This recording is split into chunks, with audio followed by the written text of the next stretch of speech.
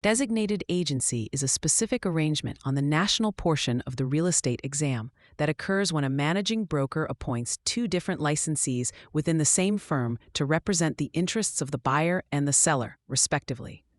To understand this concept for the exam, you must first recognize it as a modified form of dual agency designed to overcome the limitations of traditional dual representation. In a standard dual agency scenario, one agent or one firm represents both parties, which often prevents the agent from providing full advocacy or advice to either side because doing so would inherently disadvantage the other client. Designated agency changes this dynamic by allowing the managing broker to appoint or designate one specific agent to work exclusively for the seller and another specific agent to work exclusively for the buyer. Both agents belong to the same brokerage, but their fiduciary loyalties are split. On the exam, you should look for scenarios where a single firm is involved in both sides of a transaction. The most important distinction to remember is that while the designated agents themselves can provide full advice and advocacy, their supervising broker remains a dual agent. This means the broker must remain neutral and cannot provide strategic advice that would give one party an advantage over the other.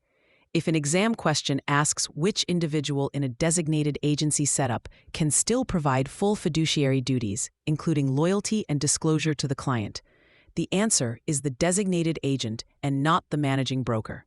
A common trap on the exam involves the flow of confidential information. You might see a question asking if Agent A, who is representing the seller, can share the seller's bottom line price with Agent B, who is representing the buyer, since they both work for the same firm. The answer is a hard no. In a designated agency relationship, the agents must maintain strict confidentiality, as if they were from entirely different companies. If the broker accidentally shares confidential information from one side with the other agent, the entire firm could be liable for a breach of fiduciary duty. The exam often tests the fiduciary duties using the acronym OLD-CAR, which stands for Obedience, Loyalty, Disclosure, Confidentiality, Accounting, and Reasonable Care. In a designated agency scenario, the agent assigned to the buyer owes all 6 of these duties to that buyer exclusively. This is a major point of differentiation from standard dual agency, where the duty of loyalty is effectively neutralized because you cannot be 100% loyal to two opposing parties at once.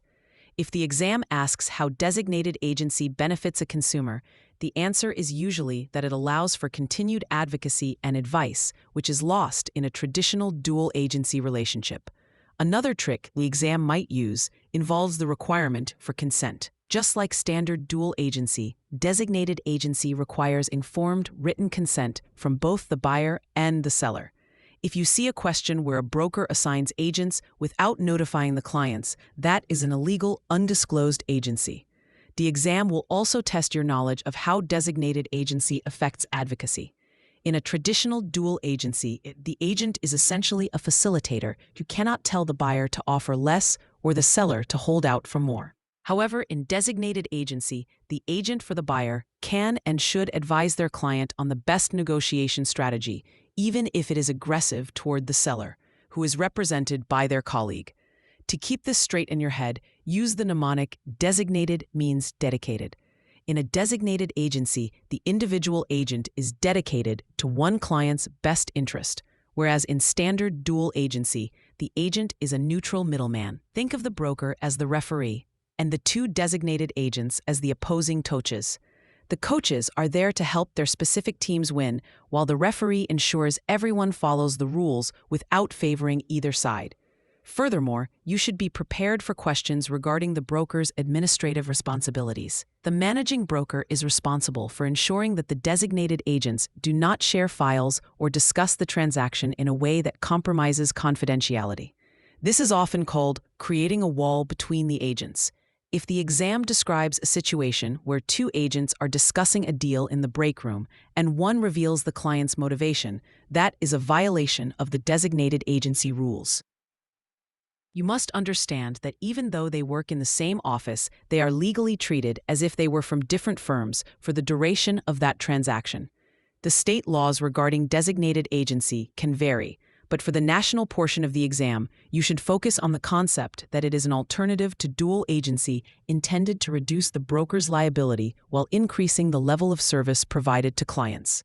If a question asks why a broker would choose designated agency over dual agency, look for an answer that mentions providing better representation or minimizing conflicts of interest.